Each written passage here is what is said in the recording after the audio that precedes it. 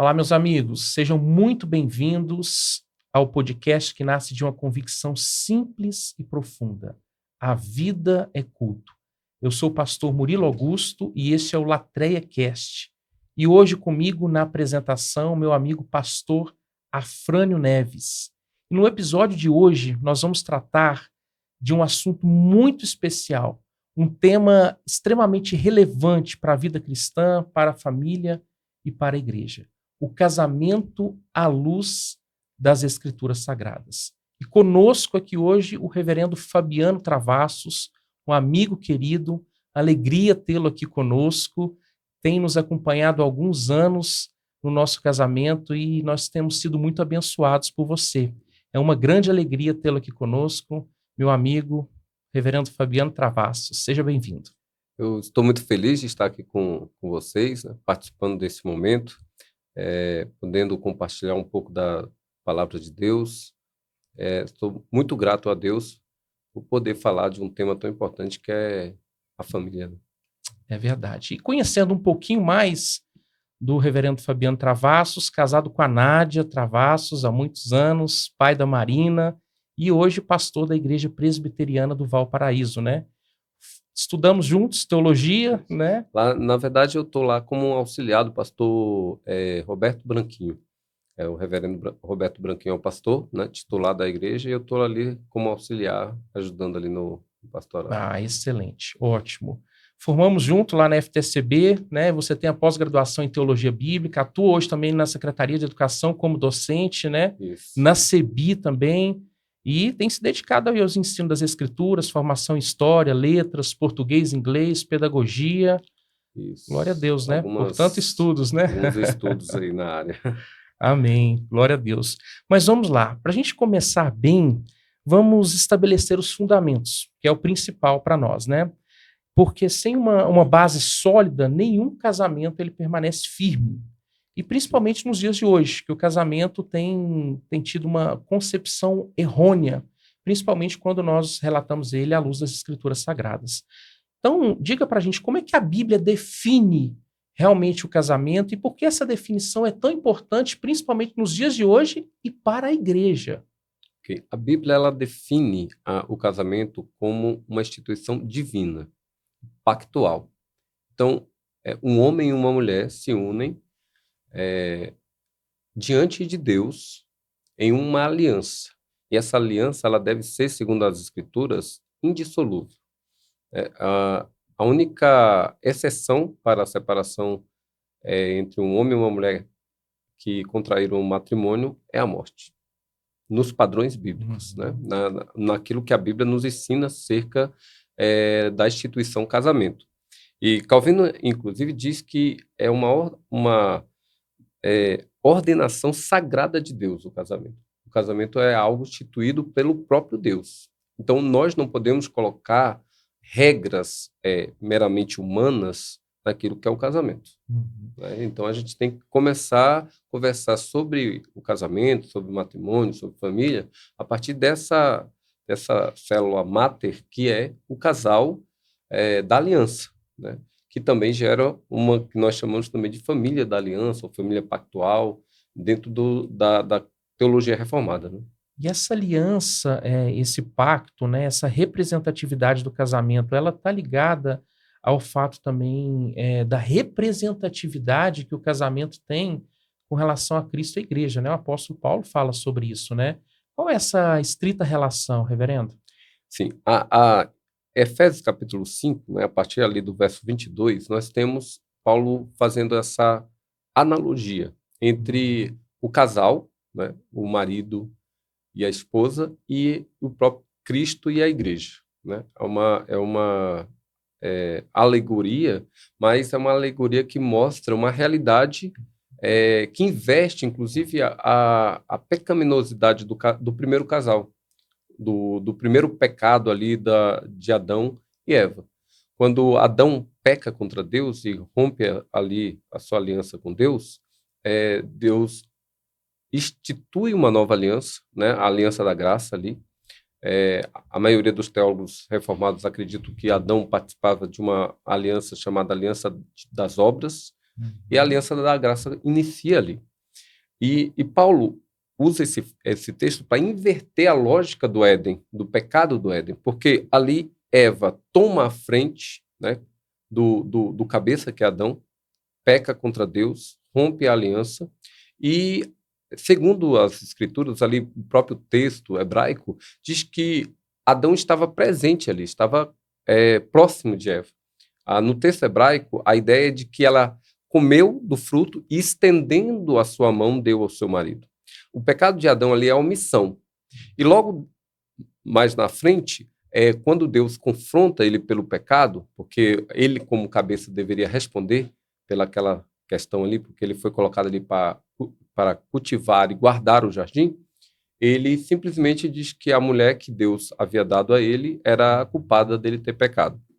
Toda essa questão é importante porque Paulo está dizendo, invertendo essa lógica. Quando ele diz que a mulher deve ser submissa a seu marido como a igreja é a Cristo, ele está invertendo a lógica de Eva, que assumiu uma posição que não era dela, né, de cabeça da raça, e inverteu o pecado é a inversão da criação de Deus, da ordem de Deus, não é? E Adão, por dizer, olha, essa mulher que tu me deste que fez eu pecar. Cristo amou a igreja, mesmo a igreja não sendo perfeita, mesmo a igreja pecando, muitas vezes, Cristo morreu por ela de forma sacrificial, por pecadores. Assim, nós, como marido, devemos fazer, não como Adão, né, que simplesmente acusou a Eva do pecado, mas assumir e fazer como Cristo, né, morrer pela sua esposa. Então, é uma inversão.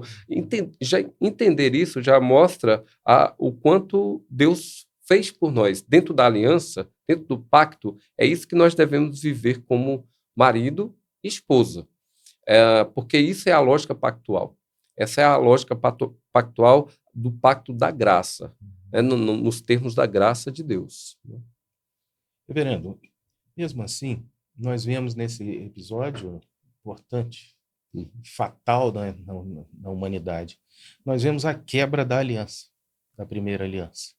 E essa quebra foi unilateral. Não foi Deus que quebrou essa aliança, e sim nós, seres humanos, né? Eu gostaria de saber, o senhor definiu muito bem o casamento à luz das Escrituras. Agora eu queria saber do senhor o propósito disso. Qual foi o propósito de Deus, o que tem revelado em toda a estrutura bíblica, né? O propósito de Deus para o casamento. O que Deus espera de nós, casados, não é? E os solteiros que ainda virão a constituir um lar, né? Um casamento e família. Ok. Eu sigo uma linha mais puritana, né? A minha teologia ela é muito fundamentada na questão do puritanismo. Então, nós temos uma declaração muito forte para nós, dentro de todos os aspectos que nós vivemos, que é o soli deo gloria. E o soli deo gloria diz que tudo que nós fazemos é para a glória de Deus. Então, se eu pudesse colocar algo como primordial dentro do casamento, é expressar a glória de Deus, a glória de Cristo. O evangelho deve ser pregado com o nosso casamento, com a nossa vida de casal. Isso acontece desde o Éden, porque quando Deus criou o homem e a mulher, ele diz que o homem e a mulher é a imagem de Deus. Imagem de Deus. E logo lá na frente, isso é no capítulo 1, verso 27 de Gênesis. Lá no capítulo 2, ele vai dizer que o homem deixará pai e mãe, se unirá à sua esposa e serão eles uma só carne. E essa palavra, uma só carne, em hebraico, errad. E, por incrível que pareça, é a mesma palavra usada para a unidade de Deus, quando Deus fala lá no Chamar Israel, que é uma das orações mais importantes para os judeus. O Chamar Israel está lá no capítulo 6 de Deuteronômio. E essas palavras deveriam ser repetidas, inclusive, pelo menos 3 vezes ao dia pelo judeu, de tão importante que essas palavras eram. E dizer que Deus é um. A mesma palavra é usada, porque, na verdade, o casal ele expressa a própria imagem do seu Criador. Por isso que o casamento, da forma que nós estamos dizendo aqui, homem e mulher, né, um só homem, uma só mulher se casarem, uma união indissolúvel, né, sendo uma só carne, em um pacto diante de Deus, expressa a própria glória de Deus, a própria imagem de Deus. Então, esse é o propósito, o objetivo final de um casamento, né? Hoje as pessoas se casam para ter felicidade, em busca da própria felicidade. Os evangélicos inverteram um pouco isso, dizendo, não, é para fazer o outro feliz, como se isso resolvesse alguma coisa, mas somos pecadores. Então, se você for tentar fazer um pecador feliz, você vai ter aí um buraco sem fim. Não é para isso. O casamento não tem essa lógica, pelo menos não dentro da Sagrada Escritura. O casamento tem um foco. O foco do casamento sempre é o Senhor. Sempre glorificar a Deus, né? E você até pontuou algo que eu gostaria de falar, justamente que nasce no seio da igreja, infelizmente, né? Nós casamos para fazer o outro feliz, né? Então, se cada um vier com essa carga, né? Eu vou fazer minha esposa feliz, minha esposa vai me fazer feliz, então isso vai fazer com que o casamento dê certo. Mas, biblicamente, não é isso, né? Biblicamente, nós casamos para glorificar a Deus. Temos muitas dificuldades em entender isso, principalmente porque temos uma base do evangelho muito muito simples, né? Assim, que não aprofunda de fato na teologia bíblica. Como a gente concilia dentro da própria igreja, reverendo, essa questão de que o casamento é para a glória de Deus e juntos o casal precisa glorificar a Deus e ele vai, glorificando a Deus, receber as benesses do Senhor, vivendo uma vida que glorifica a Deus.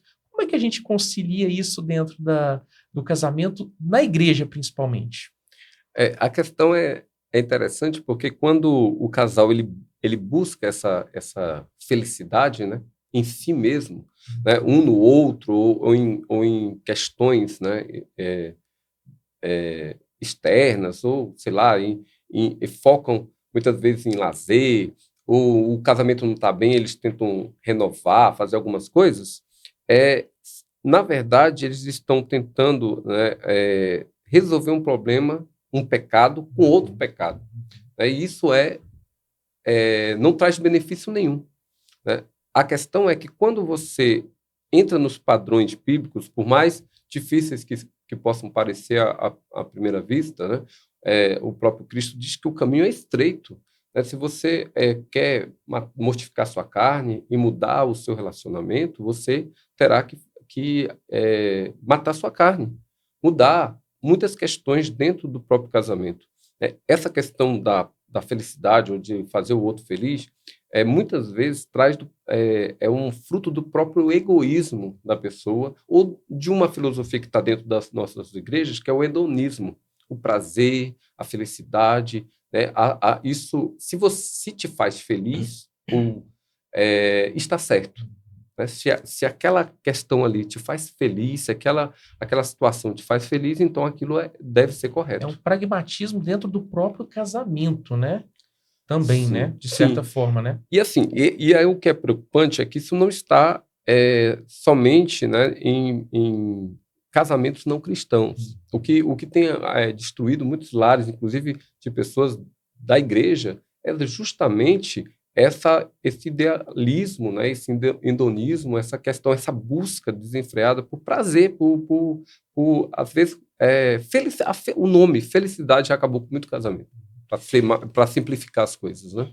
É como, então, é uma das lutas que o casal tem que ter contra o mundo, a carne e Satanás, mas contra o mundo, né? Sem perceber, os casais cristãos não percebem que estão adotando atitudes carnais, mundanas e trazendo malefício para o seu casamento, quando o hedonismo compete com o cristianismo dentro desses corações. Reverendo, eu gostaria que o senhor me esclarecesse, em Efésios 5, não é?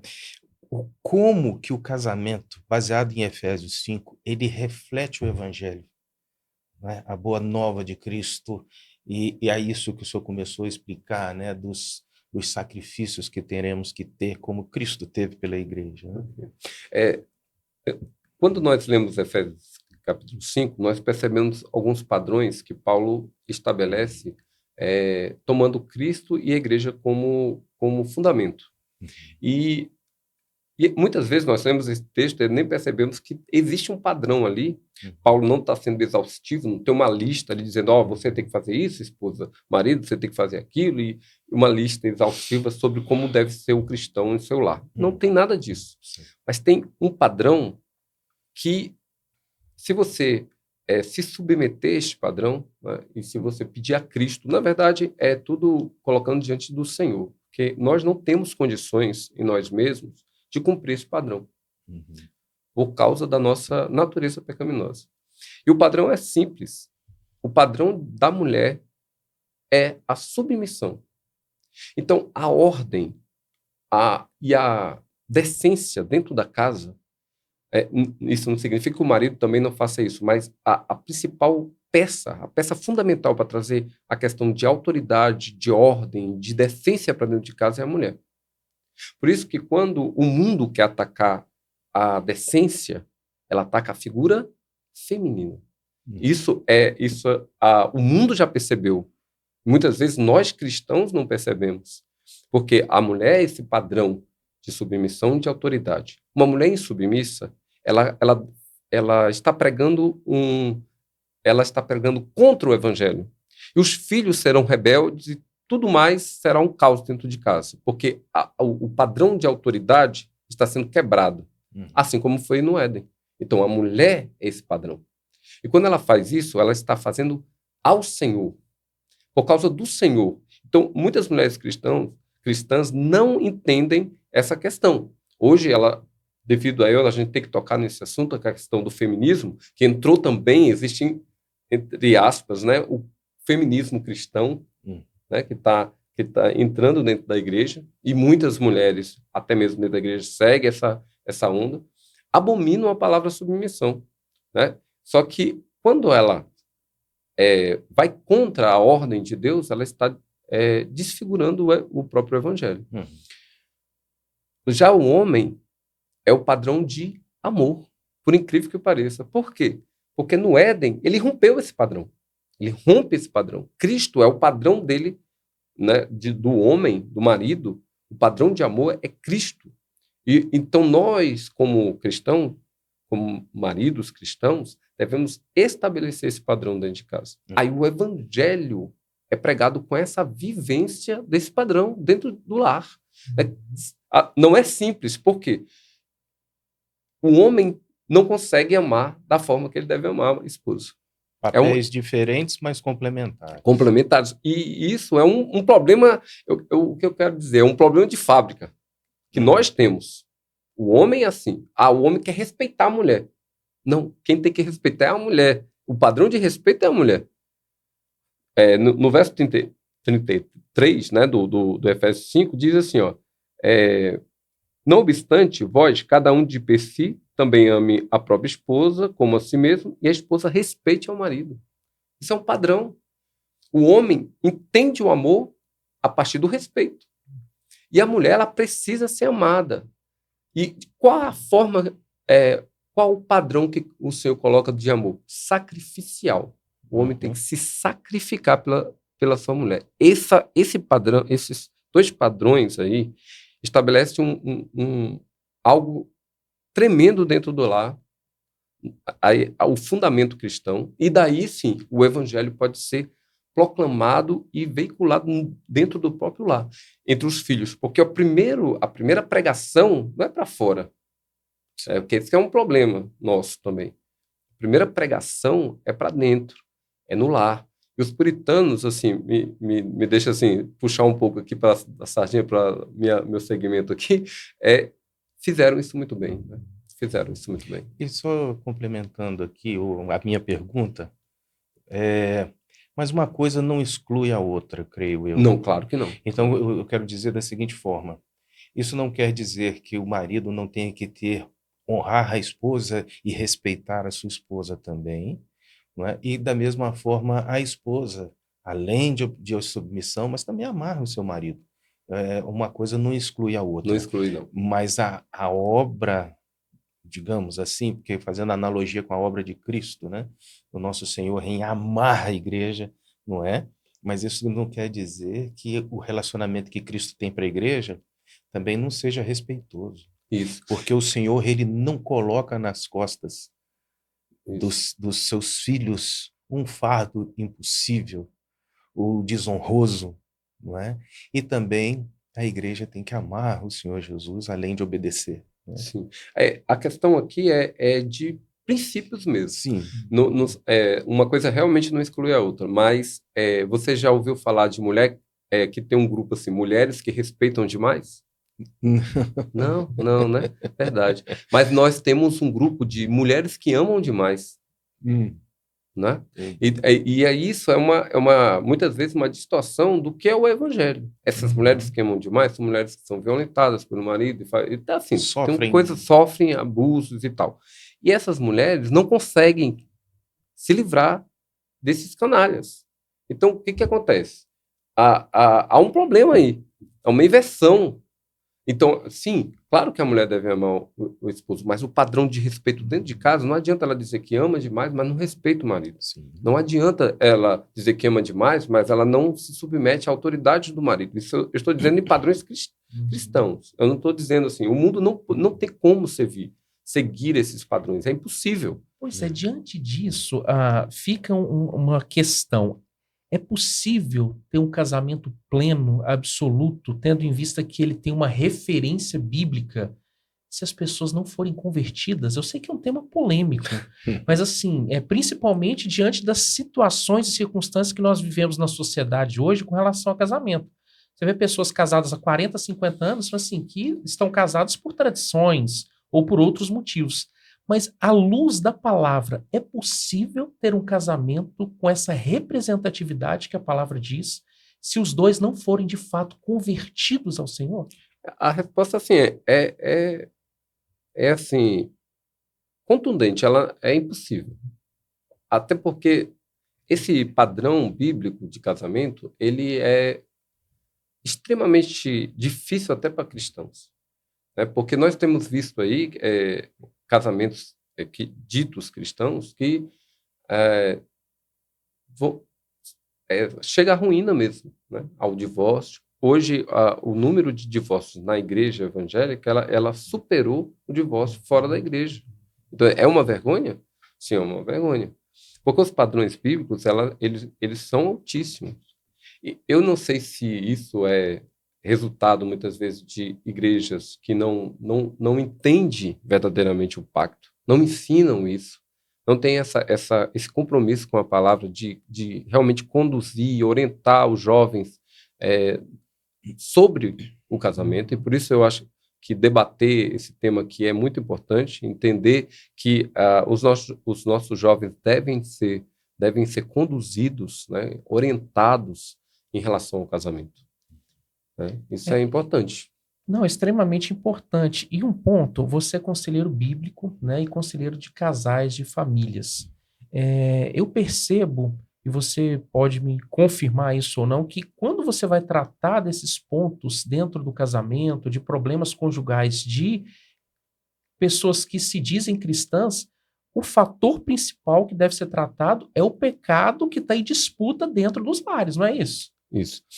E a gente tem que ver uma coisa. Às vezes, o que acontece? É tratado sintomas, pecados individuais ou específicos. E muitas vezes o problema é muito maior do que isso. Aqueles pecados que estão sendo manifestados ali no casamento são apenas a ponta do iceberg.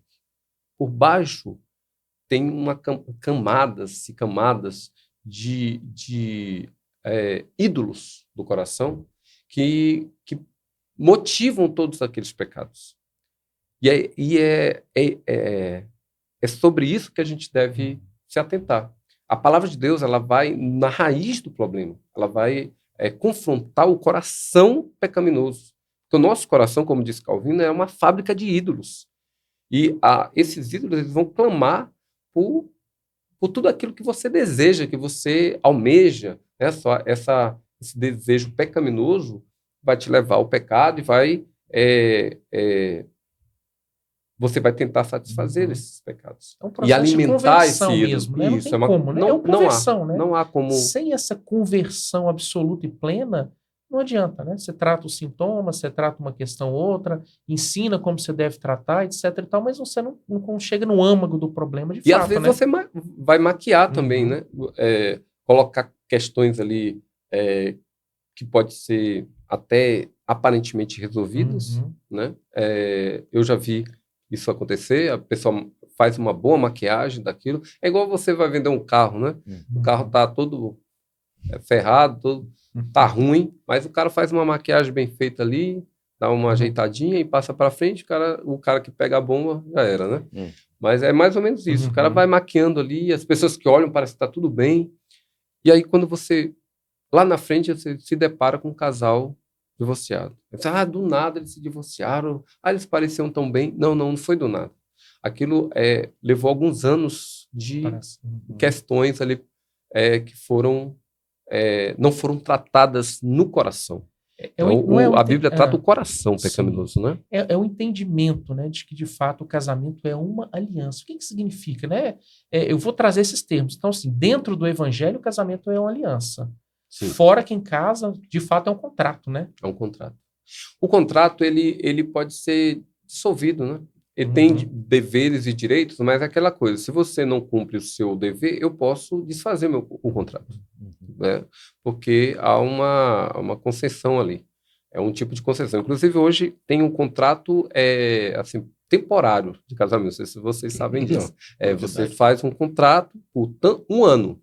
Aí o cara está casado 1 ano com aquela pessoa. Se ele quiser renovar esse contrato, ele vai lá no cartório e renova o contrato. Não sei se vocês...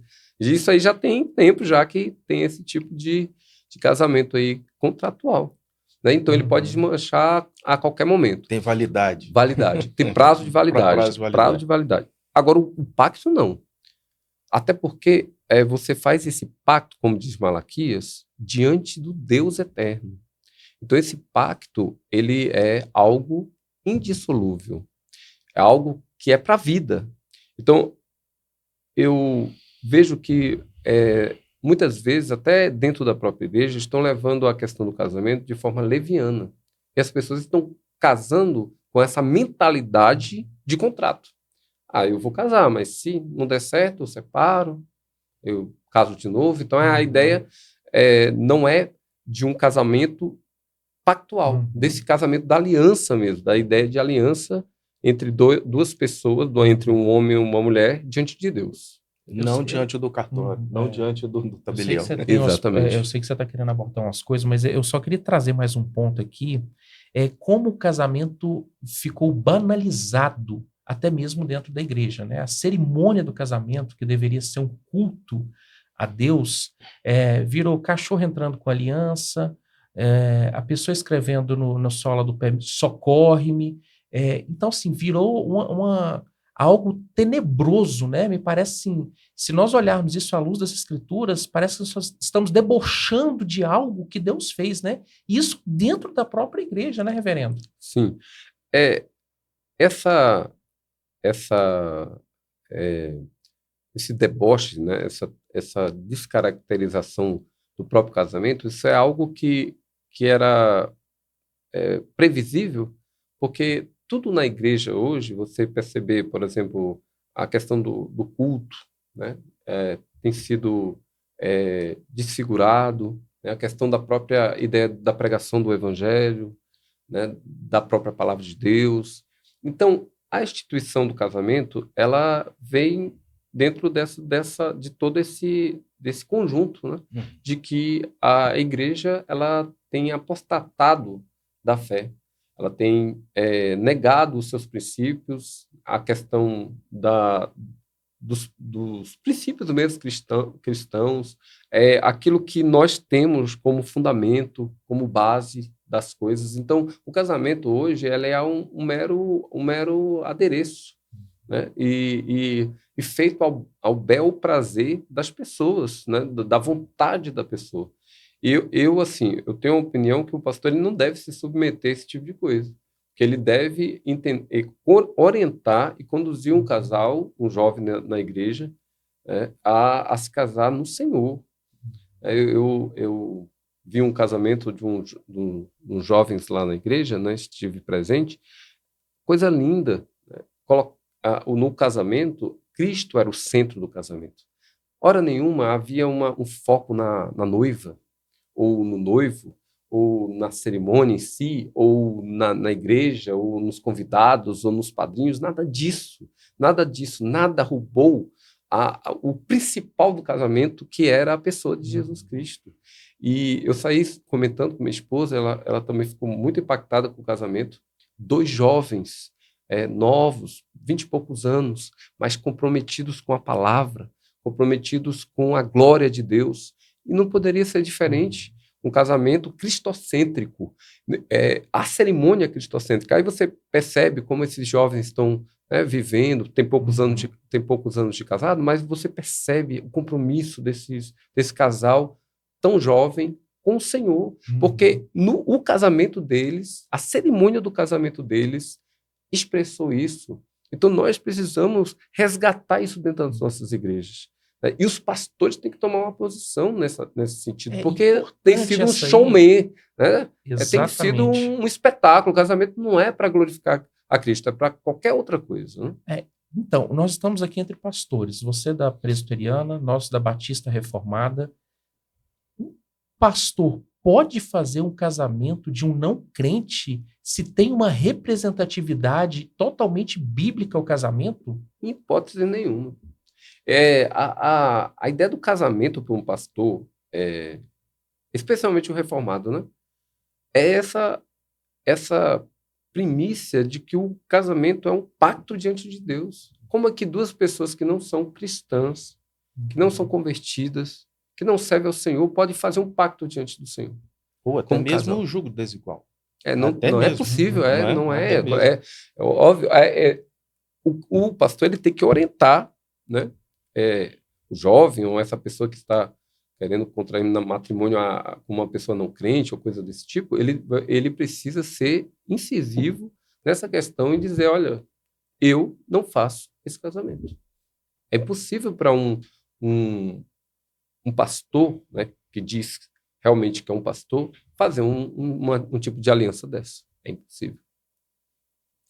Pastor, a gente vê também, claro que toda essa parte espiritual que o senhor está colocando aqui para nós é a base. Mas no dia a dia do relacionamento humano, né, homem e mulher, cada um com a sua carga emocional, familiar, cultural, e pecadores, falhos, né? No dia a dia, ou na base, digamos assim, entre esses 2 seres humanos, a gente sabe que tem um envolvimento emocional, evidentemente, né? E essa base emocional, essa intimidade e a estabilidade emocional, antes disso, ou junto com isso, no mesmo valor de importância, o senhor acredita que marido e mulher, além de serem apaixonados, né, de um romance ser muito importante, mas eles têm que ser amigos. Mesmo porque, com o passar do tempo, as coisas mudam e a amizade fica. Né? O respeito e o amor também. Né? O que o senhor me diz com relação a essa questão da amizade ser fundamental num casamento? Eu tinha um pastor, né, que eu conheci, Batista, um pastor Batista, e ele dizia uma coisa na sua pregação falando de casal que eu ia falar teologicamente, mas eu vou citar esse pastor porque eu acho incrível essa comparação que ele fazia, que um bom casal não era um casal bom de cama, mas um casal bom de sofá. Porque o casal que senta num sofá e conversa e tem um relacionamento verdadeiro, né, de amigo, de amizade, que aprofunda esse relacionamento conversando. E ele até dizia, olha, eu e minha esposa somos muito bons de sofá. e eu achei aquilo para mim foi um barato, assim, algo que ele não sabe o quanto isso mudou minha mente, entende? De que o casal ele precisa dessa questão de ser amigo. A sua esposa deve ser a sua melhor amiga. O seu marido deve ser o seu melhor amigo.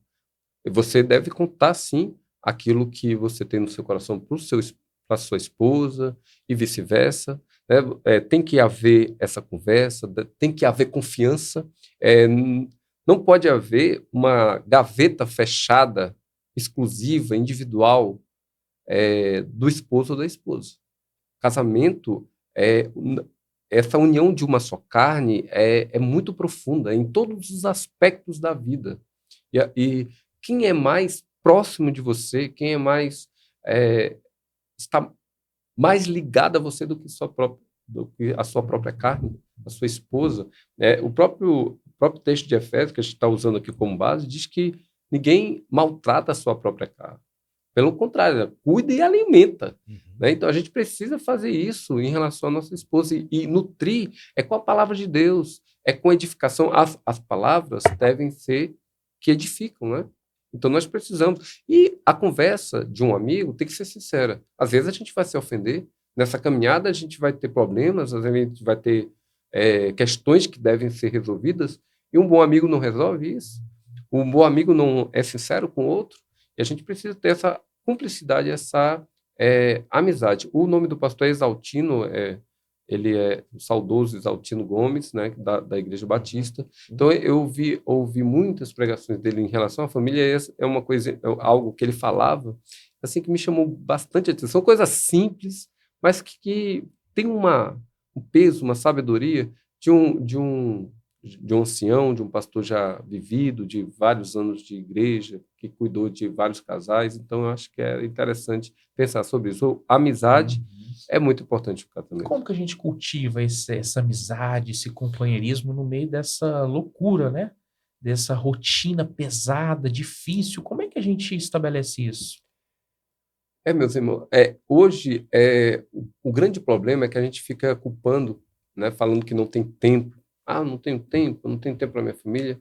Mas existem algumas coisas que, se nós cortarmos da nossa vida, coisas que não têm significado nenhum, às vezes. Né? Por exemplo, o uso do celular. Eu tenho aconselhado alguns casais que esposas se queixam dos maridos, marido das esposas, que o uso do celular tem roubado a atenção do cônjuge em relação ao seu parceiro, né? A sua parceira, porque a pessoa fica no celular horas e horas, e a gente sabe que quando a pessoa entra ali no celular, ela perde a noção de tempo, e aquilo foi feito para isso mesmo. E o celular, ele tem sido, né, a causa de muita separação de casais dentro da própria casa, do próprio lar. Então, assim, sim, você acha tempo, sim. Você tem tempo, sim. É igual o cristão que diz que não tem tempo de orar, não tem tempo de ler a Bíblia. Se ele tirar uma parte do uso do celular né, da utilização do celular dele, ele acha tempo para tudo isso aí. Para ter mais tempo para a família, os filhos, para a leitura bíblica, para a questão da oração em família, do culto familiar. Uma boa forma de né, estar próximo da família inclusive, fazendo o culto familiar, que era uma prática dos puritanos, assim, que é algo fantástico. O culto familiar não precisa ser aquela coisa complexa, né? É uma coisa simples. A ideia do culto familiar é uma coisa simples. Você cultivar isso dentro da sua casa, do seu lar. Muitas crianças que não vão à igreja, detestam a igreja. São filhos de crentes, mas detestam a igreja, não gostam do culto, porque eles não sabem o que é culto, eles não veem isso dentro de casa. Eles só vão à igreja no domingo, forçado pelos pais. Os pais não são crentes dentro de casa. Então, a gente precisa colocar as questões realmente bem colocadas. Como é que esse pai, que diz que é um sacerdote do lar, ele deveria ser, mas ele não exerce esse sacerdócio dentro de casa. Então, não adianta. Um nome de família cristã é só no nome, é nominal. Mas a ideia do cristianismo dentro de casa deixa a desejar. Então, a gente pode sintetizar isso que o senhor está dizendo, que isso aí é uma prática que os casais devem adotar para fugirem daquela máxima de que eles são parceiros somente das rotinas do dia a dia, não é? O senhor estava falando do celular, eu lembro de uma, sim, que era muito século passado ainda, que o que o celular substituiu foi os 2 programas de TV, que era o telejornal da noite e a novela logo em seguida. Que o pai chegava em casa, tomava seu banho, jantava, assistia o jornal e ia descansar, e a mãe ainda ficava para ver a telenovela, e, enfim, eles não se comunicavam. Há muitos anos atrás, ouvi um pastor também pregando sobre esse roubo de tempo que essas coisas nos tomam. E daquela é uma mídia antiga, mas que funcionava dessa forma, né? Uhum. É. Então é isso, pastor. Tem alguma outra questão que você poderia nos colocar, que como que os casais poderiam fugir dessa coisa tão seca, né? Digamos assim, até improdutiva, né? De ser somente parceiros de rotinas, de pagarem contas, trabalharem, pagarem contas, cuidar de filhos e... Eu acredito que, assim, não tem uma fórmula de bolo, né? Não tem, Uhum. não vou dizer assim, faça isso que vai dar certo. Eu acredito que isso não é... Cada casal tem suas particularidades, suas formas de amar um ao outro, mas uma coisa fundamental é ter Cristo como centro da família. Porque eu acredito que quando Cristo é o centro da minha vida da minha esposa, da minha família, todas essas coisas elas se ajustam. O que a gente tem feito muitas vezes é tentar achar soluções meramente humanas, né? Até de entretenimento, ou seja lá o que for, embora isso seja bom, não estou falando que você não deva sair com sua esposa, ser romântico, mas o amor de Hollywood, né? Esse amor romântico inventado por Hollywood não resolve questões do coração, não resolve os problemas familiares, não resolve a questão da rotina. E Uhum. até porque eu acho que a rotina é uma bênção, né? A rotina, eu ouço muitas vezes o casal dizer, caiu na rotina. Ué, você esperava o quê? Que o casamento fosse o quê? Uma coisa fantástica todos os dias, como foi o espetáculo do teu casamento? Não, o casamento não é isso. Se o seu casamento tivesse lá, a cerimônia fosse cristocêntrica, sua vida também seria. Você entenderia que a vida é uma glorificação ao Senhor, mesmo que muitas vezes no caminhar virão dias amargos. E Uhum. nós não estamos preparando, principalmente essa nova geração, para um casamento em que eles terão problemas. Nossos filhos estão sendo criados com todos os mimos possíveis. Quando eles casarem, eles vão ouvir não. E eles não ouvem não em casa. Quando eles casarem, eles vão ouvir muitos e muitos não. E o que nós temos mais na Bíblia é não. Dos 10 mandamentos, 8 tem a palavra lo, que é não, é um não proibitivo em hebraico. Então a gente precisa entender isso. A sociedade, essa sociedade de hoje, ela não entende, inclusive dentro da própria igreja, que o casamento também não é só, é uma bênção, mas é também renúncia de Uhum. muitas coisas, inclusive de uma vida, porque eu tenho visto, né, casados querendo viver como solteiros. Eu tive assim a ingrata, assim, eu conheci, né, ouvi falar de algo assim que eu fiquei abismado. 2 ditos, né, cristãos, que eles vivem isso aí, não é uma coisa agora já que está na moda, está na moda. Isso aí eu tinha visto no mundo, mas entre cristãos, para mim era novidade. São casados, mas vivem em casas separadas. Vocês já ouviram falar nisso? Já ouvi falar. Pronto, mas Infelizmente. só que, olha só, mas nós somos pastores aqui. Estamos entre pastores aqui. Mas você já tinha visto isso entre cristãos? Então, Dentro da igreja, não. na igreja? Não, na Na nossa igreja? igreja Não, não, mas não, se na igreja, em geral. sim. Já. Eu vi um comentário uma ocasião de uns colegas, a gente discutindo após um simpósio. Eu ouvi eles comentando que na cidade deles tinha um casal de uma outra igreja, né, que vivia dessa forma. Não é do nosso relacionamento, Não são igrejas, digamos assim, mais modernas, mais progressistas, né? Sim. Então, eu já, infelizmente, ouvi, sim, um fato desse de que igrejas permitem esse tipo de Tem a relacionamento, né? ver, pastor Fabiano, com essa cultura do amor, né, contemporâneo da sociedade, que parece que a igreja quer absorver de qualquer forma, que é totalmente distinto, né, do amor sacrificial, profundo, bíblico, né?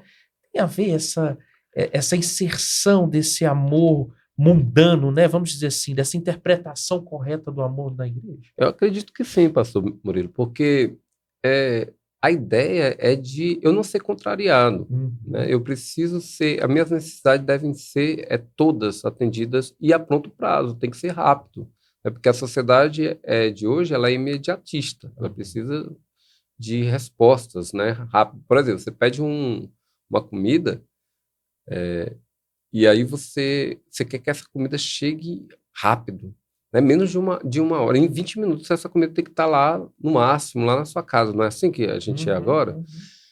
Meu amigo, a comida na casa da avó, vocês lembram da casa da avó? Você ia, a avó levantava cedo, começava a fazer essa comida, era cedo, de madrugada. Até meio-dia, essa comida ainda estava ali, na panela, sendo cozinhada. Por isso aqui a pessoa tinha sustância. A comida era boa, tinha sabor e tinha sustância. Agora, como que você quer? E aí, fazendo essa analogia com o casamento, como é que uma comida fast food, um casamento desse tipo, pode Ser saudável. pode ser saudável, pode suportar as rotinas, pode suportar os intempéries da vida, os problemas, as dificuldades que virão, porque ninguém fala, olha, são dois pecadores, não é um príncipe e uma princesa que está casando ali em santos, um santo e uma santa que não vão pecar. Não, são dois pecadores que vão dizer sim no altar e vão ter muitas questões e ídolos do coração, do coração que devem ser tratados. E isso não pode ser tratado ninguém conserta o avião já em decolagem. Tem que arrumar antes, cara. Tem que arrumar o problema antes. Então, teria que haver, sim, uma orientação e uma confrontação no coração desses jovens, né? E aí, desses casais que estão aí em crise, porque caiu na rotina, porque eu não consigo compreender isso, sinceramente, porque a ideia do amor de Cristo na família deve superar todas essas coisas e a mesma rotina para um cristão que ama, como a Bíblia diz, que é um amor sacrificial, isso não é problema nenhum. Porque viver ao lado da minha esposa, que Deus colocou ela do meu lado, né? Mesmo nos momentos difíceis, mesmo nos momentos monótonos, ou do cotidiano, daquela rotina, do dia a dia, sabe, da dor de cabeça, dos problemas, do trabalho, da canseira que é, muitas vezes, a vida. Você a ama, você cuida, você está ali. E você tem um ombro amigo para deitar e dizer, olha, eu tenho um lugar. Tem pessoas que não suportam voltar para casa. Você imagina, meu irmão, eu não suporto ir para casa. Eu não tenho um lugar para repousar, para colocar minha cabeça e chorar minhas dores, né, de curar minhas dores. Então, o lar ele tem que ser esse lugar terapêutico, esse lugar de acolhimento, esse lugar de Cristo mesmo, né? Hoje em dia, a gente tem até esse tema, né, de que a mulher ela pode estar onde ela quiser, menos dentro de casa. Vocês já ouviram essa máxima? Ela pode estar em qualquer lugar. A sociedade está impondo isso, na verdade. Né? O lugar da mulher é onde ela quiser. Menos dentro de casa, menos dentro da sua casa, menos dentro do seu lar, menos cuidando da sua casa. Então, tem alguma coisa errada, né? Nessa máxima aí, nessa questão. Não é esse não entendimento do que é o amor bíblico, que os nossos jovens parece que já casam, às vezes a gente não entende também, muitos anos de casado, o que é o amor bíblico e o que é o amor da sociedade, dito da sociedade, né? Há uma diferença enorme, né? Há um abismo imensurável, né? Esse entendimento não vai fazer com que esse casamento se torne de fato um casamento que glorifique a Deus, entender o amor bíblico sacrificial. Sim, só que o amor bíblico ele só pode ser vivido em Cristo. Ele não tem como ser vivido a partir dos nossos desejos. Eu não chamaria, eu acredito que esse amor fora de Cristo sequer existe. talvez é muito semelhante à questão da paixão. Porque enquanto aquela pessoa está recebendo algum benefício em relação àquele momento, aquela situação, aquele relacionamento, está tudo certo. Mas a partir do momento em que ela se sente lesada ou ofendida, e aí pronto. Aí ela diz, é aquela famosa frase, né? Acabou o amor. No amor cristão, sacrificial, nesse amor pactual que nós chamamos dentro da aliança do casamento, não existe isso. Porque o perdão algo primordial dentro do casamento. O pedir perdão e o perdoar é algo que deve estar intrínseco dentro do próprio pacto. A ideia de perdão no casamento, se ela não estiver presente, não existe casamento cristão sem perdão, porque nós partimos do pressuposto que são dois pecadores que estão unidos ali. Embora seja um pacto em Cristo Jesus, embora seja um pacto diante de Deus, uma aliança diante de Deus, são pecadores. Eles vão falhar um com o outro. Eles vão pecar, né, por pensamentos, palavras, obras, por comissão, por omissão, seja lá como for. Então, um coração em Cristo, ele tem que estar disposto a pedir perdão e a perdoar. Porque essa é a base dessa aliança, desse relacionamento. Jesus, ele nos amou perdoando os nossos pecados. Ele nos amou sendo nós ainda pecadores. Então, quando um cristão entra num relacionamento pactual, no casamento, ele precisa ir com essas primícias. Ele tem que entender que o amor sacrificial não é o amor só de morrer pela mulher, porque eu ouço muito um homem que está disposto a morrer pela mulher, mas não está disposto a morrer, matar a si mesmo por ela. É essa a pergunta que eu queria te fazer. Queria te fazer como que o marido, não é?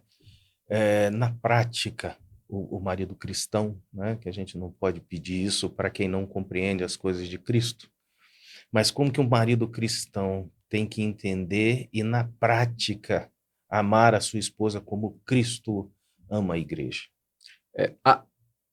A ideia lá é dele ser um sacerdote dentro de casa, dele lavar a sua esposa com a lavagem da palavra, de ele servir esta mulher, dele ser o provedor do seu lar, dele cuidar desta mulher, dele ser o protetor. O Salmo 127 é interessante porque ele diz, olha, se Deus não edificar a casa, em vão trabalham aqueles que edificam. O homem, ele edifica a sua casa, mas em primeiro lugar, quem edifica verdadeiramente um lar é Deus, em Cristo. Lá diz também que se Deus não guardar a cidade, vão vigiar a sentinela. O homem, ele tem um papel de protetor do lar, de proteger, inclusive, com a sua própria vida, a sua esposa e seus filhos. Mas a proteção primordial, e ele depende desse real protetor que é Deus. Então, a edificação do Senhor não me exime da responsabilidade de edificar minha casa. Uhum. A proteção do Senhor não me tira a responsabilidade de proteger meu lar e minha família. E aí ele fala, olha, em vão será vocês correr atrás do pão de dores, de acordar cedo e dormir de madrugada correndo atrás dessa loucura, porque os seus amados Deus dá enquanto eles dormem. Mas olha que interessante, Deus é o provedor, mas você também é responsável pela provisão do seu lar, mas Deus é o verdadeiro provedor. Sempre você tem que dar glória a Deus por tudo que você foi capacitado para ser dentro da sua casa. E, por fim, ele diz, olha, Deus, a herança do Senhor são os filhos, a descendência, tudo, na verdade, que nos é dado. Tem uma palavra, eu acredito que o tempo já está se esgotando, mas tem uma palavra que está saindo do meio evangélico, que deveria voltar, a gente deveria estudar melhor isso, que é a mordomia cristã. Nós não somos donos de nada. Nós não somos donos da nossa esposa nem dos nossos filhos.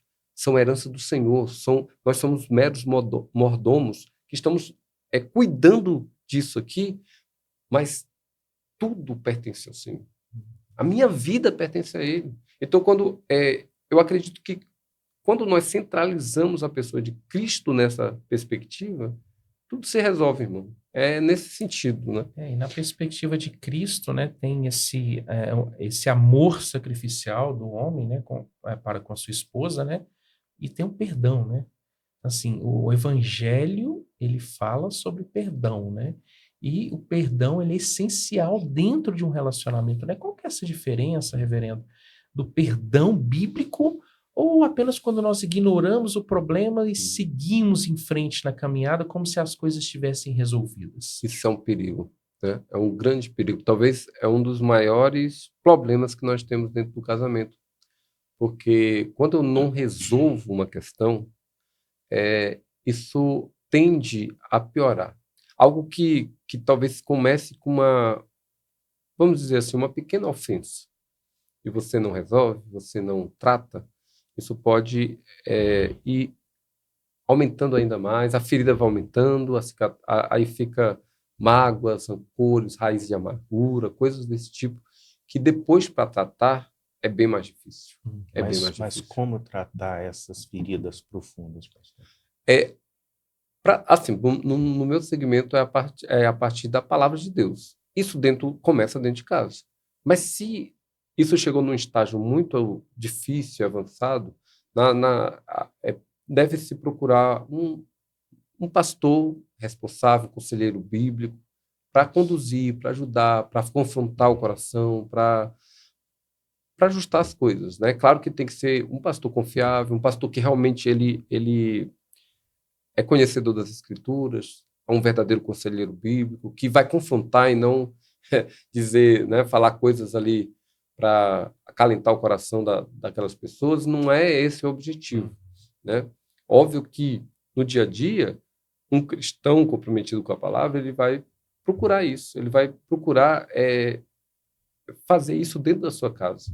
Por isso o papel do sacerdócio dentro do lar é muito importante, porque a ideia de que você assumiu aquela casa como um sacerdote. O sacerdócio de todos os santos lá no princípio, na Reforma Protestante, é isso. Cada cristão é um sacerdote dentro da sua casa. E isso deve ser algo assumido pelo homem da casa, pelo homem da casa. E o que nós vemos hoje talvez seja uma consequência direta dessa omissão dos cristãos contemporâneos. Eles não assumem esse papel de que a palavra deve ser ministrada dentro do meu lar, que essa palavra deve ser pregada, ensinada, inclusive inculcada na mente dos filhos, que eu devo falar e edificar minha esposa com a palavra de Deus, que nós devemos pregar a palavra entre nós, dentro da nossa casa, e viver isso dentro de casa. E aí é que nós vemos famílias se perdendo. A palavra de Deus não é, hoje, o centro das famílias. Eu até costumo falar lá na igreja, e aí eu falo assim em termos de exortação na igreja, porque é o seguinte: quem é que verdadeiramente está doutrinando as nossas famílias? Porque eu vejo uma família que muitas vezes vai uma vez na semana, porque lá tem ainda esse fenômeno. Ou eles vão na escola bíblica ou eles vão ao culto. Se eles forem isso acontece lá na minha igreja. Se eles forem na escola bíblica, eles não aparecem no culto, e vice-versa. Então, vá uma vez na igreja, na semana. Durante todos os outros dias, eles estão com o celular na mão, assistindo todo tipo de porcaria. Eles e os filhos. Então, a minha pergunta é: como que você quer um lar cristão, um lar centrado em Cristo, fundamentado na palavra, se você ouve a palavra uma vez por semana e o restante dos dias você está entregue a todo tipo de doutrina contrária à Bíblia? Não tem condições, irmão. Não tem Então, como, não dá. né? Realmente. Não dá. Nós vamos precisar nos comprometer aqui a voltar. Porque nós não falamos dos papéis de Efésios 5 do homem, da mulher, verdade. não falamos de criação de filhos. Então nós vamos nos comprometer a gravar um segundo podcast, Ou terceiro. ou terceiro, né? Porque Para a parece que gente falar sobre isso, porque tem o sido assunto é longo, né? longo, e como nós somos edificados, né? Ouvindo a palavra do Senhor, né? E eu quero te agradecer, mas nós já vamos deixar marcado já, porque não tem como, né? Não chegou nem na metade do que nós gostaríamos de falar, né? Sim. Mas o tempo passa, vamos deixar. Eu quero te agradecer, mas eu quero que você deixe aí no final, né? Uma frase pastoral aí, um direcionamento, né? Para quem nos ouviu, para quem vai aguardar o próximo podcast também, com relação ao casamento. O casamento verdadeiro, um casamento que vale verdadeiramente a pena se viver aqui nesse mundo, é um casamento centrado na pessoa de Jesus Cristo. Um casamento fundamentado na Sagrada Escritura, um casamento que nós chamamos de pactual. O casal da aliança é aquele que crê na palavra de Deus e procura viver essa palavra dentro do seu lar, da sua casa. O homem assume o seu papel, a sua função como esposo, e a esposa também diante de Deus. E ambos, casados, pactuados no Senhor, eles procuram viver isto para a glória do Senhor. Isso é um casamento cristão. Um casamento cristão que não busca essa alegria, esse hedonismo, mas busca sempre glorificar a Deus em todas as coisas. Amém. Esse é o casamento que nós devemos Amém. buscar no Senhor. Muito obrigado pela sua presença. Deus continue te abençoando, para que você nos abençoe. E você que nos acompanhou até aqui, muito obrigado. E lembre-se que a vida é culto. Até o próximo episódio do Latreia Cast. Só lhe deu glória.